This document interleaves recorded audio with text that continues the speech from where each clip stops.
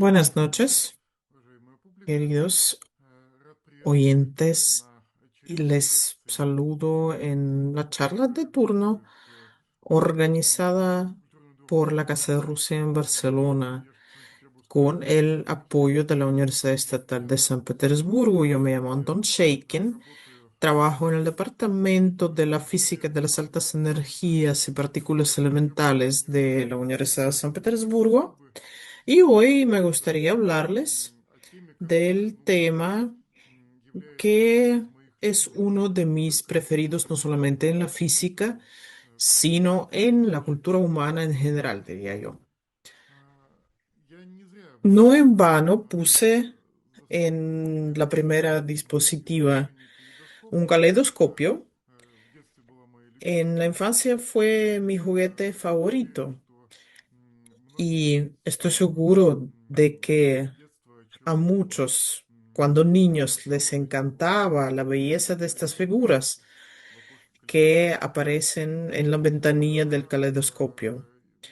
Y normalmente cuando se trata de la simetría, las personas se imaginan algo parecido a unos ornamentos bellos de colores o algo también agradable para la vista, y de esto también voy a hablar hoy. Pero por supuesto, mi segundo objetivo es mostrar que la simetría no es solamente algo hermoso y agradable, sino también es algo útil. Y en la física se aplica la simetría. Se recurre a la simetría para descubrir nuevas leyes o para analizar las que ya se conocen. Y empecemos entonces desde el principio. Desde las figuras geométricas que cada uno de nosotros seguramente ha visto. Y cuando estaba pensando en cómo empezar, nuestro invierno ruso me sugirió el inicio. Ya está llegando el invierno y el objeto más conocido para el humano que es simétrico es por supuesto el copo de nieve. El copo de nieve y son múltiples y son diferentes. De alguna manera están dispuestas en un montón de nieve y en realidad es el conjunto de los objetos más hermosos que uno puede imaginarse. Entonces las personas que tenían el chance de observar los copos de nieve quedaban encantadas, pero la dificultad, Хочешь учить испанский? Хочешь, если... perdón, Иди нахер обратно в Россию к себе, понял? Если хочешь... Извиняюсь, это был тролль, он удален. fue un troll, pero disculpen, estamos continuando.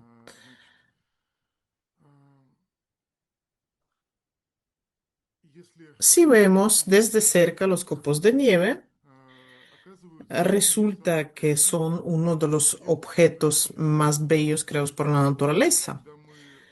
Y de esta manera, cuando vemos las fotos de este tipo, es- quedamos muy interesados en de dónde surgieron. Las fotos de los copos de nieve es un arte aparte y estos fueron hechos por un fotógrafo estadounidense aficionado, Wilson Bentley, que se dedicó durante toda la vida a perfeccionar las fotos de los copos de nieve y estudiar las formas que pueden tener. No solamente en los Estados Unidos se ocuparon de esto los fotógrafos a principios del siglo XX en la ciudad de Ribinsk, una ciudad de provincias en Rusia. El fotógrafo llamado Andrei Sitson también se dedicó a fotografiar los copos de nieve y se conserva este álbum asombroso con unas fotos de muy alta calidad de él. Y a pesar de que las fotos de Sixon y Bentley fueron hechas más de hace 100 años, parecen muy contemporáneos por el nivel de la técnica que se logró en aquel entonces. Por supuesto, un humano no sería un humano si no tratara de entender de qué manera se realiza la formación de los copos de nieve, de qué manera adquieren esta forma hexagonal tan rigurosa. Y uno de los primeros en plantearse esta pregunta en serio fue el famoso matemático Johannes Kepler. Muchos lo conocen como astrónomo, las leyes de Kepler, las descripciones de las órbitas celestes de los astros alrededor del Sol, pero también se sabe que mm, tiene unos tratados más raros, digamos. Y entre estos tratados está uno que se llama un regalo de Navidad, un regalo de fin de año o sobre los copos de nieve hexagonales. Voy a citar los primeros párrafos de este tratado porque tiene una manera de escribir muy elegante. El tratado está dedicado a su patrón, al cortesano del emperador Johannes y caballero de oro y patrón de ciencias y artes, porque sé de primera mano que te gusta algo no por su valor, sino como un juego encantador de un gorrión que trinea. Cualquier regalo sería para ti más deseado cuanto más se parezca a la nada. Porque en todo caso, para que los pensamientos en lo pequeño te den una complación, tiene que ser casi nada. En la naturaleza se da una multiplicidad de las cosas de este tipo, pero son diferentes. Acuérdate de uno de los átomos de Epicuro. Este átomo es la nada, por supuesto. Antes también habías recibido la nada de mí. Nos interesarán los elementos de lo pequeño que hay en cada objeto, me parece que es una de las cumbres de la manera de escribir académica, un juego puro de la mente. Este tratado de Kepler es una de las obras fundamentales de cristalografía, porque, aunque por supuesto Kepler no podía llegar a la respuesta correcta, o solo que la ciencia considera correcto hoy día, pero adivinó muchas cualidades de las figuras hexagonales que en realidad son de gran importancia para la cristalografía en general. En particular, afirma que un hexágono es una de las tres figuras planas que pueden cubrir por completo un espacio, una superficie. Sería un cuadrado, un hexágono y un triángulo. Y no queda otro.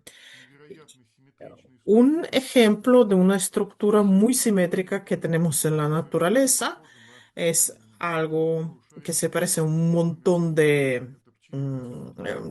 como de esferitas que vemos ahí. En realidad son lo que construyen las abejas.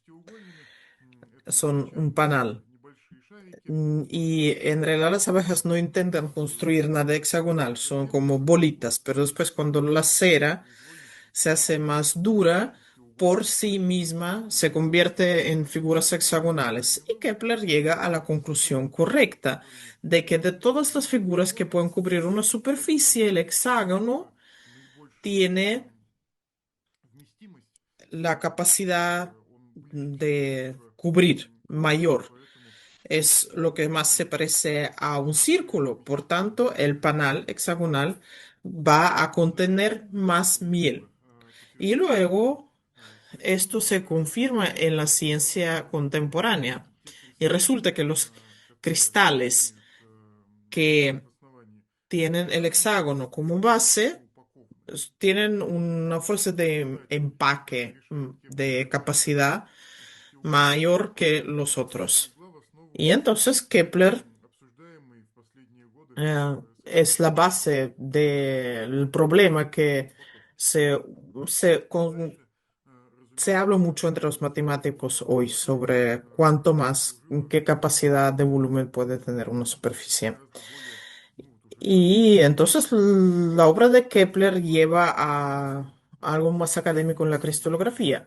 El científico francés Auguste Bravais recibió 14 tipos de redes cristálicas que, movidas en diferentes direcciones, pueden también cubrir todo el espacio, toda la superficie existente. Resulta que la red cristálica eh, posee una simetría desplazada. Si la desplazamos a una distancia igual a esta misma, no va a cambiar de sus cualidades. Entonces, Brave describe todos los tipos existentes de estas redes. Luego, esto se desarrolló, por supuesto, aquí debería mencionar yo que un descubrimiento fundamental en la cristalografía fue hecho no solamente por Auguste Bravais, sino también por Yevgraf Fyodorov. Fue un científico ruso quien a lo largo de muchos años trabajó en el Instituto Minero en San Petersburgo y durante 5 años fue su director, de 1905 hasta 1910. Fyodorov logró describir 230 grupos espaciales, o sea, posibilidades de la simetría en los cristales. Aquí, bueno, no diríamos que la tabla periódica, pero sí una tabla de todas las simetrías que uno puede imaginarse en los cristales. Y aquí se indican las fórmulas químicas de la sustancia y los nombres de los grupos. Fue una obra titánica de verdad. Y la cristalografía desde entonces se convierte en una ciencia que tiene una base matemática muy rigurosa. Y cuando se inventó la cristalografía de radiografía y pudimos ver dentro de un cristal con los rayos X, se demostró que la estructura del cristal a micronivel, de hecho, reproducía todas las estructuras simétricas que Fyodorov describió. Es interesante que, hablando en general, Fedorov no solamente resolvió el problema de todas las estructuras simétricas en el espacio tridimensional, sino también resolvió el problema de cubrir la superficie, de los posibles ornamentos que cubren la superficie. Estos ornamentos posibles se llaman en inglés wallpaper group, o sea, grupo de empapelado. Y son todos los ornamentos posibles que pueden imaginarse en una superficie plana. Aquí ven 10 de estos patrones y cada uno posee su propia simetría que no puede reducirse a ninguna otra. Y cuando se describió la cantidad posible de estas simetrías, los matemáticos se pusieron a pensar enseguida para qué podía servir. No solamente los matemáticos, en realidad. Cuando ustedes ven estos ornamentos, por ejemplo, la imagen de Stephen Wolfram, todos los que estén interesados, yo no diría en la pintura, sino en las artes gráficas, les surge la sospecha de que esto tendrá que ver con el artista gráfico neerlandés Maurice Escher. Los ornamentos que acabamos de ver recuerdan mucho las obras de Escher. Él fue artista gráfico, pero en un momento de su vida estuvo viajando por España, visitó la famosa Alhambra y sus palacios y quedó encantadísimo con la vista de los ornamentos geométricos que decoran los palacios de la Alhambra. Y ya en su casa, en los Países Bajos, intentó de alguna manera utilizar esta inspiración en su consiguiente obra. Y en este grabado ven, en realidad es una de sus obras más conocidas. Aquí hay un ornamento hexagonal, se ven los hexágonos con que trazó una hoja de papel y después, intentando darle un poco de vida, dibujó ya en esa hoja de papel cubierta de hexágonos con animales o con plantas. La mayoría de sus ornamentos contienen algo de flora o fauna. Por ejemplo, tenemos un ornamento con peces o otro con lagartos, lagartijas. Y él decía que lo hacía para inspirar un poco de vida en las estructuras geométricas demasiado correctas, demasiado perfectas, que no se asociaba en la mente humana con la naturaleza viva. Y ya deberíamos pasar a la física. Y para pasar a la física, tenemos que ver si el concepto de la simetría, es decir, el desplazamiento u otro tipo de simetría, sí puede ser no solamente agradable a la vista, como estos grabados de Escher, sino también útil para algo. Y ya he hablado varias veces durante nuestras charlas sobre Nicolás Copérnico como persona que por primera vez realizó la simetría en la física y habló de la simetría en la física, por tanto no voy a parar mucho en su figura.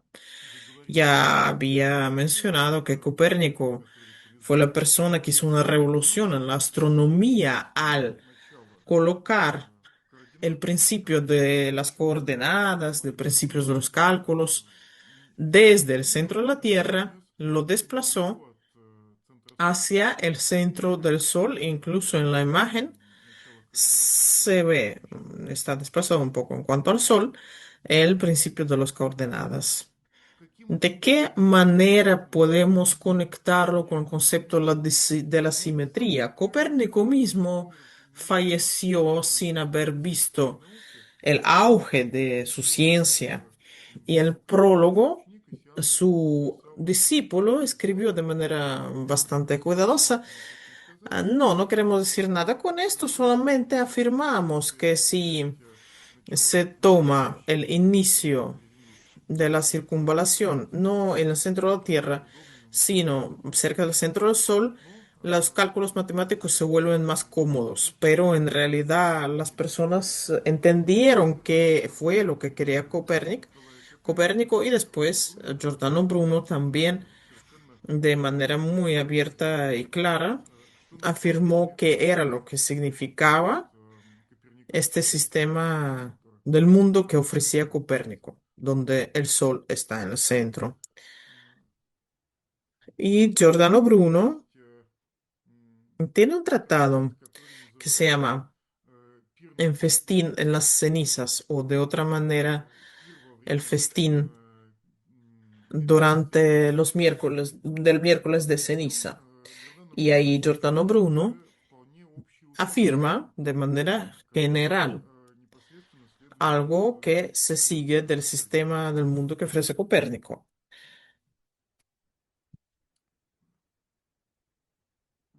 En este tratado pone el ejemplo del barco en el que se pueden cerrar todos los ojos de buey, todos, todas las celdas, y entonces una persona no va a darse cuenta de que se está moviendo por el mar, se está navegando. Y eso. También esto sale en el diálogo donde se hace comprensible el papel de la simetría. Si un cuerpo se mueve, su movimiento no puede ser perceptible para nosotros, porque como lo anotan los observadores antiguos y contemporáneos de la naturaleza y también la experiencia sensual, solamente podemos darnos cuenta del movimiento por comparación con objetos que no están en movimiento. Las personas que están en pleno mar, en un barco, si no saben que el agua se mueve, cuando no ven la orilla no van a notar que el barco se mueve, por eso podemos poner en duda la inmovilidad de la Tierra. Podría estar yo en la luna, en los astros, y siempre pensaría que estoy en el centro de un mundo inmóvil alrededor del cual siempre está moviendo todo lo que lo circunda. El centro está sin moverse. O sea, Giordano Bruno aquí afirma que el mundo en realidad es simétrico. Si aplicamos una metamorfosis, si nos desplazamos del centro de la Tierra al centro del Sol, las leyes que rigen el mundo tienen que seguir las mismas. Y el mundo que me rodea lo voy a ver de la misma manera. Fue la primera aparición filosófica del principio de la relatividad, que también en realidad es un principio de la simetría, pero no como es con los cristales. Cuando tenemos un desplazamiento a una distancia, sino un desplazamiento de cualquier tipo de distancia, cualquier dirección, si consideramos que el espacio en todas las direcciones es el mismo. Y la idea de que tiene que existir un principio de la relatividad, de que podemos cambiar nuestro mundo de alguna manera y las leyes de la física no van a cambiar por esto, la desarrolla y la concluye otro científico grande, mecánico, Galileo Galilei. Se sabe que él hacía experimentos sobre la gravedad en los cuerpos y hay un error muy divulgado. Dice que Galileo en realidad dejaba caer los cuerpos de diferentes masas desde la Torre de Pisa para entender con qué velocidad cae un cuerpo grande o un cuerpo más pequeño, pero no se conserva ningún testimonio documental sobre si en realidad recurría a los experimentos de este tipo. Parece más bien un mito el hecho de que Galileo dejara caer algo de la Torre de Pisa. Y la Torre de Pisa tiene 60 metros y si calculamos cuánto tiempo necesita un cuerpo para caer de esta altura, va a ser como 3 segundos y medio. Y es algo muy corto, es un rato muy pequeño para se pudiera calcular una diferencia en la velocidad de estos cuerpos. Pero se sabe que Galileo de verdad estudiaba la caída de los cuerpos, pero utilizaba una herramienta mucho más cómoda, no la torre de Pisa, y no una caída para abajo directamente, sino una superficie inclinada que puede tener un ángulo muy pequeño y el movimiento del cuerpo desde la cumbre hasta el pie va a ocupar un tiempo bastante grande como para observar la diferencia. Aquí hay unas campanitas colocadas en varios puntos y por el sonido de las campanitas, Galileo intentaba comprender si los cuerpos con masas diferentes pasan de manera igual la distancia.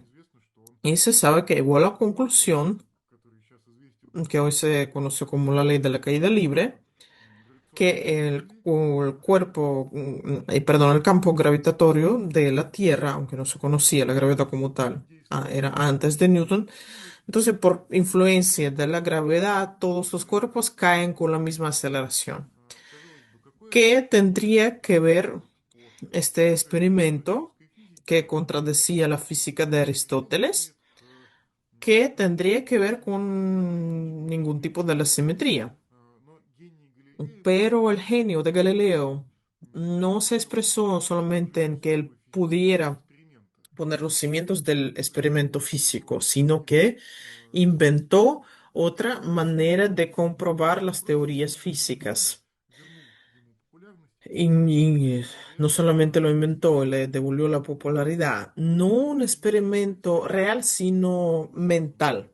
Y con la ayuda de este experimento mental que estaba relacionado con el experimento real, Galileo pudo, de cierta manera, establecer una simetría en la naturaleza. ¿De qué se trata? Imaginemos una superficie inclinada, pero no una, sino dos. Y vamos a ponerlo opuestos uno a otro con un paso suave. Y el cuerpo que dejamos caer de esta manera puede subir por la otra cara de la superficie. Y si dejamos ir este cuerpo imaginado de una altura y no nos ocupamos de la tensión, de la resistencia, del aire y estas cosas, lo omitimos, llegamos a la conclusión de que el cuerpo llega hacia la misma altura en la otra cara de la superficie en comparación con la altura en que estaba originariamente. Esa es la ley de la conservación de la energía. Y Galileo, ya que no poseía la ley de la conservación de la energía, él utilizaba la suposición de la imposibilidad del motor eterno. Por ejemplo, dejamos ir la bolita y la bolita se va un poco más alto de lo que estaba. Entonces yo puedo dejar esta bolita otra vez, pasa por la posición en que estaba originariamente, ya teniendo cierta velocidad y llega a más altura en la primera cara de la superficie y así se repite y se repite y se repite y se sale ahí la energía eterna. Pero el motor eterno no existe, por tanto la bolita no debe quedar más alto de lo que estaba originariamente. Y luego dice Galileo, ¿qué pasa con la bolita? Si empezamos a reducir el ángulo de la segunda cara de la superficie, va a ser cada vez menos inclinada y la bolita va a tener más tiempo, va a necesitar más tiempo para llegar a la altura en que estaba al principio. Y sigamos al límite, o sea, si la otra cara de la superficie va a ser horizontal, plana, llegamos a una conclusión paradójica, según, por ejemplo, Aristóteles. La bolita se mueve y nunca para, nunca se detiene, nunca va a dejar, nunca va a quedarse en el estado de calma, porque si vemos esta línea horizontal como algo inclinado, pero con un ángulo infinitamente pequeño, la bolita va a necesitar un tiempo infinito para llegar a la altura en que estaba antes. Y Galileo dice que si ninguna fuerza influye en esta bolita y el movimiento, sin embargo, se conserva, entonces en la naturaleza existe una simetría que dice que las leyes de la física en un sistema de cálculo en calma o que se mueve con la velocidad constante tienen que ser las mismas. No hay ninguna diferencia entre la bolita que está en calma y las leyes que la rigen y la bolita que se mueve con una velocidad constante en alguna dirección. ¿Para qué lo necesitaba Galileo? Galileo era un defensor empedernido de la teoría de Copérnico, mm, y no de Ptolomeo. Y la última barrera para contradecir la teoría de Ptolomeo y confirmar la de Copérnico era la movilidad de la Tierra. Galileo tenía que demostrar que no percibimos de ninguna manera la movilidad de la Tierra. El movimiento de la Tierra no tiene que influir en las leyes que rigen todos los cuerpos que están en ella. Y aquí llegamos a un papel muy importante de la simetría en la física. La simetría es necesaria para los físicos, es interesante para ellos porque permite ahorrar los esfuerzos para inventar la teoría. Fijémonos en esto. Voy a volver unos dispositivos atrás en la teoría de Aristóteles, que está representada aquí en el rincón de arriba izquierda de este grabado. En la Tierra rigen unas leyes del movimiento. Todo se mueve en línea recta en la Tierra, es decir, la caída es abrupta y todo el movimiento en línea recta. Y las leyes que rigen los astros son muy diferentes. Y Aristóteles inventó dos físicas diferentes, digamos, para dos circunstancias distintas. Y Galileo dijo que ¿por qué tantas? Las leyes tienen que ser las mismas en la tierra, en el cielo, simplemente las vemos desde puntos diferentes de cálculo. Y luego el desarrollo de la ciencia demostró que Galileo tenía razón. Y este cambio del sistema de cálculo le permitió a Newton terminar la mecánica clásica, concluir la mecánica clásica y perfeccionarla. La ley de la gravedad universal describió toda la mecánica en cualquier sistema de cálculo de cualquier cuerpo. Y resultó que lo que era la fuerza de la física en algún momento se convirtió en su debilidad. Yo estoy hablando, por supuesto, de el problema matemático y físico que ya no tiene que ver con la mecánica, sino con la electrodinámica. ¿Por qué?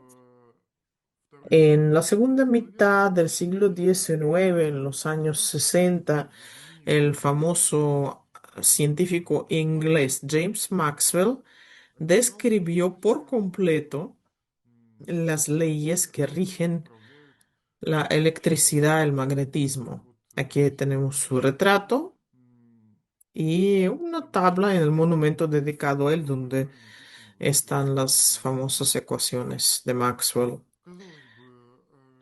¿Qué tendrán de malo estas ecuaciones? Lo que tienen de malo, lo que le parecía a los científicos del siglo XIX era que no se sometían al principio de la relatividad de Galileo.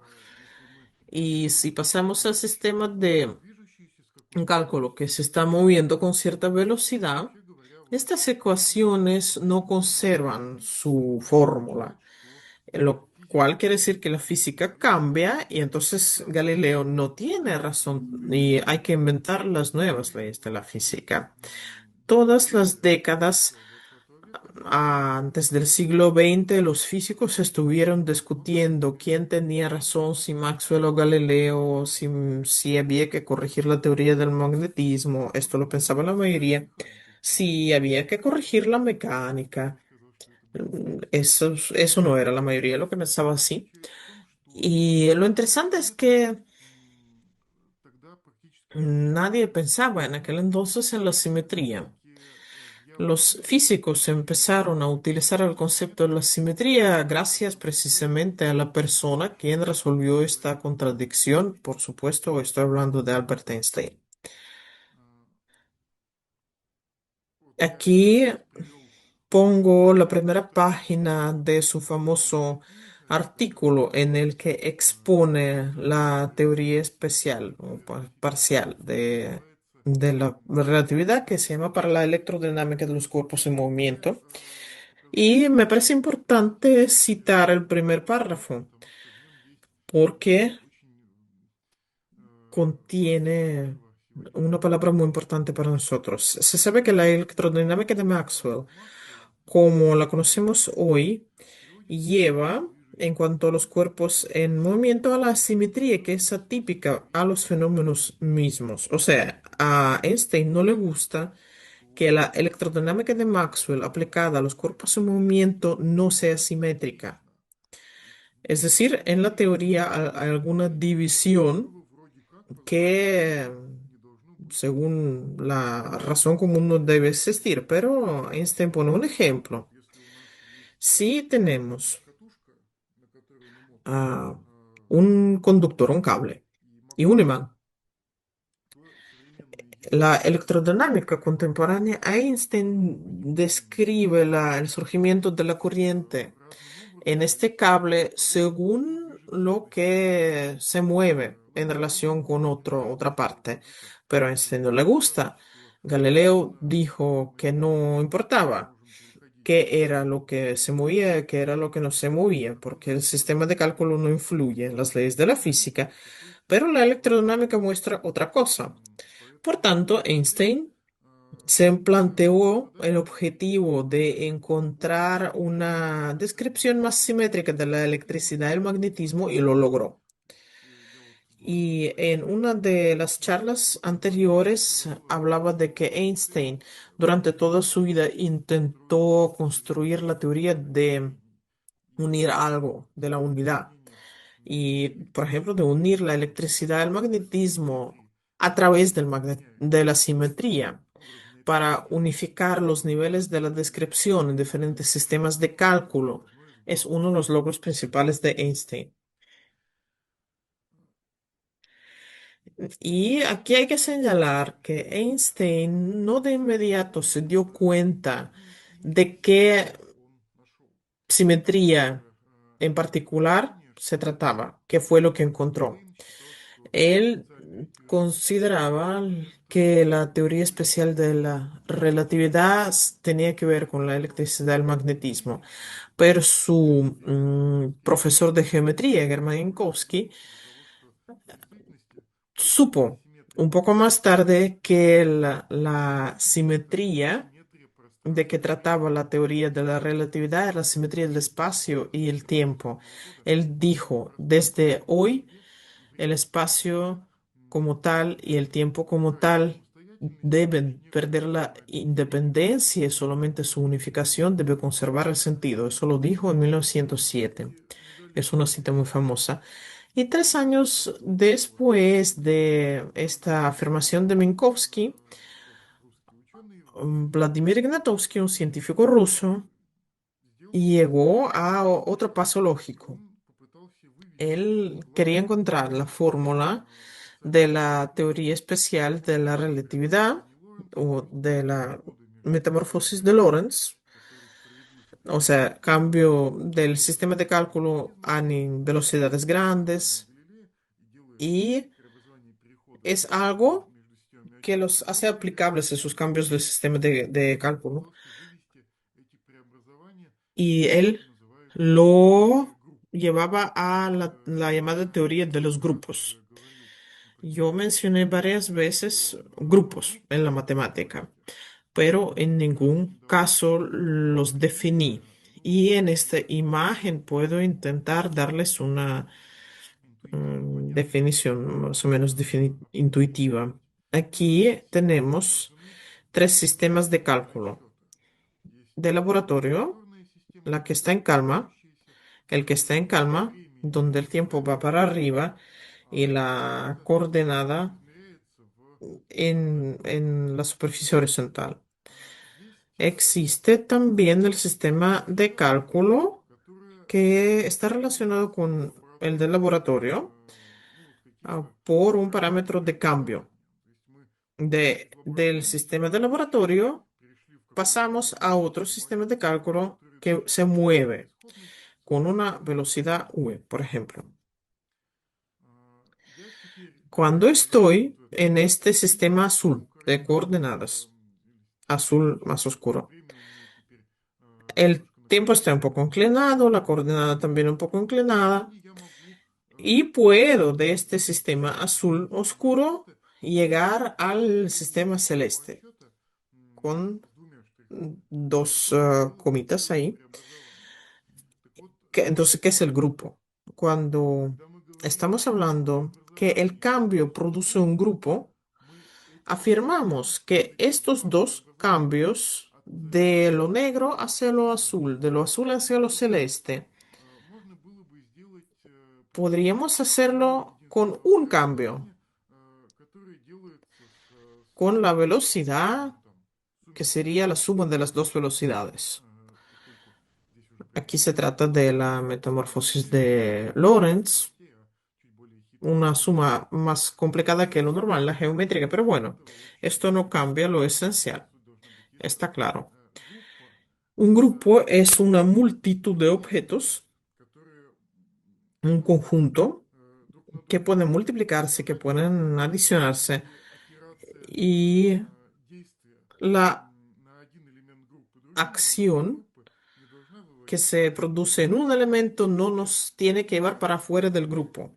Si me acelero una vez y otra vez, este cambio de aceleración va a ser el mismo para los dos casos, solamente que la velocidad final va a ser distinta. Entonces, la noción del grupo en la física contemporánea es algo clave. Cuando los físicos se exponen una teoría unos ante otros, la primera cuestión que se hace es cuál es el grupo de las simetrías que tiene usted.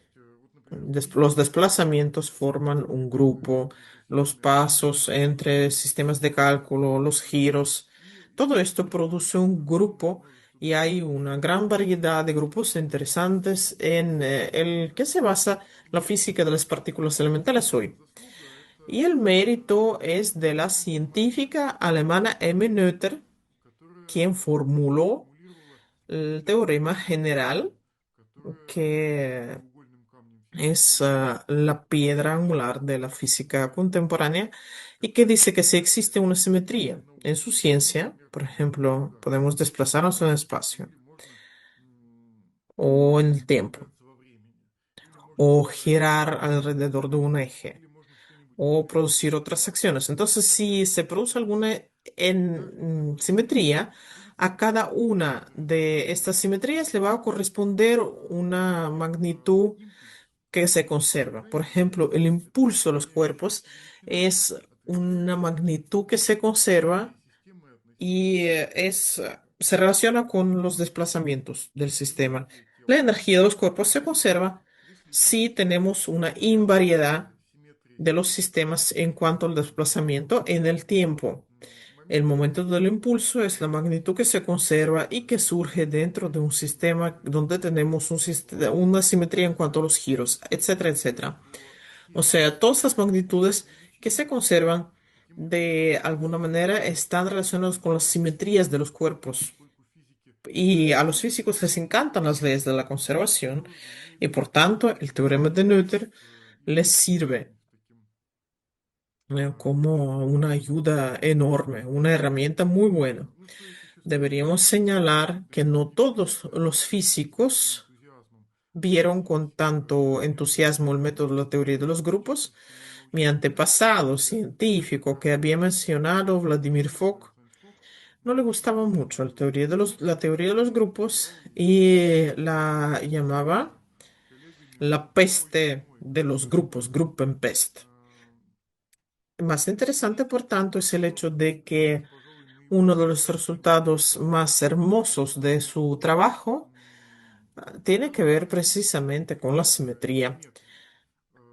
Fock descubrió que en un átomo de hidrógeno, aparte de las simetrías conocidas, la giratoria y la simetría en cuanto a los desplazamientos en el tiempo, cuando se conserva la energía de un neutrino. También existe una simetría implícita y que hace que el átomo se parezca a una esfera cuatrodimensional. Y por esta obra que descubre la conexión entre átomos de hidrógeno y la geometría no euclídea, le dieron un premio grande. El resultado más hermoso de la física contemporánea, todos los resultados de este tipo, todos tienen que ver con la noción de la simetría. En particular, hay un libro de Frank Vici que es premio Nobel, aquí lo estoy mostrando, se llama La belleza de la física, y este libro está dedicado por completo a cómo los físicos utilizan para descubrir las nuevas leyes el concepto de la simetría. Pero en realidad no existe una charla buena sin un conflicto. ¿Verdad que no? Siempre necesitamos un contrapeso. No todo puede ser tan color de rosas como le estoy explicando. Hay un punto de vista de alternativa y dice que tenemos que hacer que otro concepto sea clave. Y la simetría en realidad no puede ser la varilla mágica que nos explica todos en los sistemas físicos. Pero antes de pasar a qué sería esta alternativa, me permito citar a Kepler otra vez, porque en los últimos capítulos de su tratado sobre los copos de nieve hexagonales, nos habla de qué pasó, me pasó a mí también mientras estaba preparando esta charla. Mientras escribía estas líneas, otra vez empezó a nevar más y yo me puse a observar los copos de nieve. Es decir, Kepler escribió un gran tratado matemático enorme y después observó la naturaleza con más detalle y se dio cuenta de que debería verlo de otra manera. A mí me pasó la misma cosa. Yo tengo un recuerdo, figura de Lichtenberg. Es un pedazo de acrilo en el que con un chorro de electrones hay un canal arborescente, lo que se llama un relámpago captado, un relámpago congelado. Aquí lo ven de manera más grande, una estructura arborescente que se forma cuando un chorro de electrones dentro de un pedazo de dieléctrico sale de ahí bajo la influencia de alguna oscilación. Aquí a la derecha, con más detalle para que vean que es una estructura increíblemente compleja, estéticamente muy hermosa. A mí me parecen estas estructuras hermosísimas. Yo no sé si a ustedes también. Pero surge la pregunta, ¿la simetría tiene que ver con esto o no? Porque la figura sí se ve hermosísima, pero no podemos decir que sea simétrica en cuanto a cualquier cambio. Parece que debe tener en la base alguna ley matemática, porque los trocitos de este árbol o de este relámpago se parecen a otros trocitos, pero ¿qué ley de la matemática no lo podemos decir de primera vista? Y muchos se habrán recordado esta palabra mágica con la que se describe estas estructuras. Por supuesto, esta palabra es fractal. El fractal es una figura cuyas partes, varias partes, pueden manifestar autosimilitud. En particular, aquí tenemos uno de los fractales más simples y a la vez más famosos. Esto se llama el conjunto de Julia.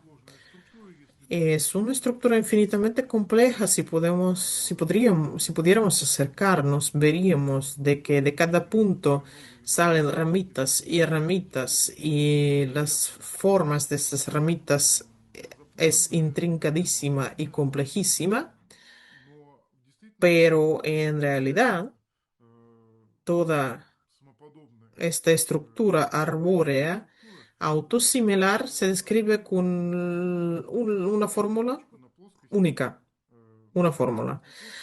Tengo un punto en la superficie con algunas coordenadas y hago como un espejo. Si este punto se caracterizaba por un número, lo voy a reflejar en el espejo como z más constante, z más constante. Y de esta manera tenemos una figura infinitamente compleja que por primera vista no tiene ninguna simetría, no posee. Pero una situación semejante se realiza muchas veces en la naturaleza. Les acabo de mostrar lo de Lichtenberg. Otro ejemplo sería la turbulencia del líquido. El líquido está coloreado para que se vea mejor. Y aquí se ven unas estructuras repetitivas en diferentes escalas que surgen, pero no se parece a un panal, no se parece a un copo de nieve, no se parece a un ornamento, no tiene que ver, ¿no? Y las personas que se dedican a estudiar los objetos de este tipo en la turbulencia, una descarga de gas, un dieléctrico o la física de los ambientes constantes que tienen que ver con los procesos que se están realizando, nos dicen que la simetría no es algo necesario ni interesante. En nuestro departamento tenemos un grupo de académicos que se ocupa de la teoría de la turbulencia y cada vez que escuchamos sus informes, nosotros como personas que estamos acostumbrados a la simetría no entendemos nada porque es una mirada completamente distinta hacia la física. Entonces, ¿qué noción rige las estructuras de este tipo? Tiene muchos nombres, pero voy a poner un ejemplo más para explicarme y muchos lo conocen y es un ejemplo de la cibernética. El famoso matemático John Conway se hizo sobre todo famoso entre el público amplio por su juego llamado el juego de la vida. Es un juego que se juega en un tabla de ajedrez con damas y puede simulacrearse en el ordenador. Y es la simulación de la evolución y la evolución de lo que pasa en una célula se define por cuántos vecinos tiene cada célula. Aquí tenemos el campo para el juego de la vida. Y si cerca de una célula hay menos de otras dos, muere de soledad. Con el siguiente paso, si hay más de tres vecinos, muere por sobrepoblación y si hay dos o tres, sigue existiendo. Y cuando arrancamos la evolución de este sistema tan simple, con estas tres reglas simples, produce unas estructuras increíblemente complejas. Aquí tenemos una imagen estáticas, pero estoy seguro de que muchos de ustedes habrán visto las imágenes dinámicas que parecen vivas, que las figuras se desplazan por el campo, nacen, mueren. Todo esto es muy complicado y complejo, pero no hay ninguna simetría. Y la alternativa para describir los sistemas de este tipo que surgen de las reglas sencillas y producen unas estructuras muy complejas, la noción común sería la complejidad, el concepto de la teoría de la información. Y está relacionado un poco con la sinergética, la ciencia sobre sistemas complejos. No por parte, es un enfoque no en la simetría matemática, sino por parte de la complejidad, la variedad de las estructuras que surgen de los sistemas que se someten a las leyes simples de la matemática.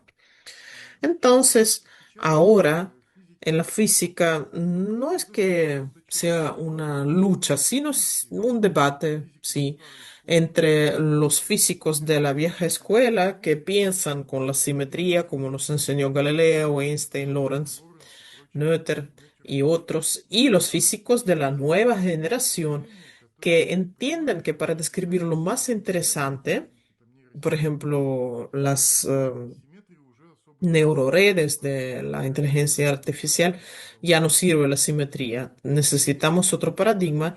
Ya casi estamos llegando al final. Las conclusiones. ¿De qué les quería hablar hoy? Mi primera tesis es objetiva, es muy obvia.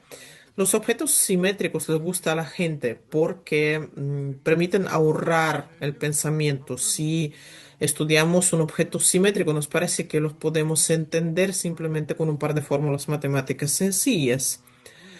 Y hemos estudiado este fenómeno con con los copos de nieve, luego pasamos a los cuerpos sólidos y la simetría permite describir sus cualidades, por ejemplo, la densidad. Y en la física teórica, la simetría de las leyes permite no reinventarlas. El paradigma de Galileo es que en el cielo, en la tierra, las leyes tienen que ser las mismas y cuando llega la matemática, la simetría se convierte en el método principal de analizar los sistemas físicos en el siglo XX, gracias a Noether. Pero todos los paradigmas en algún momento se hacen, llegan a su final y ahora llega el concepto de la complejidad que es algo clave en el análisis de la física y la matemática, de los sistemas que se dan mediante unas reglas matemáticas, pero a nuestro juicio no poseen una estructura rigurosa.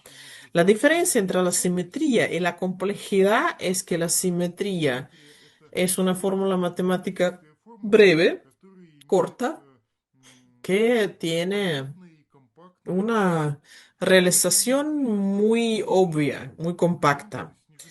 Decimos que los copos de nieve son hexágonos y nos imaginamos este hexágono, pero la complejidad que nos interesa también nace de fórmulas simples de la matemática, pero cuando vemos, por ejemplo, el juego de la vida o objetos fractales, por supuesto, no podemos decir que entendamos de alguna manera cómo funciona esto. Existe esta polémica hoy día entre los físicos y creo que ya la historia y el tiempo nos enseñará quién tenía la razón. Muchas gracias por su atención.